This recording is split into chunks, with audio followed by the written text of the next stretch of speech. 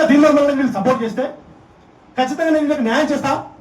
కాబట్టి వీళ్ళు మనకు కొంచెం హెల్ప్ చేసే విధంగా మనకు సపోర్ట్ చేసే విధంగా చేయాలని చెప్పేసి తీర్మానం గారికి ఈ విధంగా మేము సపోర్ట్ చేసినాం. కానీ గెలిచిన తర్వాత మేము తీర్మానం గారికి పోతే జియో 46 వాళ్ళకి రానియకని చేసి చెప్పిండు. తీర్మానం నీ గురించి తెలవదా, నువ్వు ఎంత బ్లాక్ మెయిల్ చేస్తావు తెలవదా? ఈ రోజున నువ్వు జనార్దన్ మీద దాడి చేపించినావు. ఆ రోజున నేను లేకపోయి ఉంటే, మా ఇంద్రాపురం ఇద్దరం లేకపోయి ఉంటే జనార్దన్ అని ఘోరంగా కొట్టేవాళ్ళు. నువ్వు మా మీద దాడి చేపించి తిరిగి మేము నీవే దాడి చేపించామని చెప్పేసి నువ్వు అక్కడ రంగులు పూసినావు అంటే నువ్వు ఎంత నాటకాలేవో మాకు అర్థం కావట్లేదా?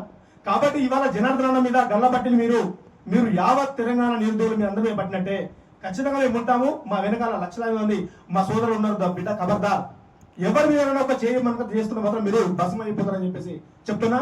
అండ్ అదేవిధంగా మీకు చేతనైతే మా సమస్యను పరిష్కరించండి, లేకపోతే మీరు అలానే సైలెంట్గా ఉండండి. మీ పతనం మొదలైంది.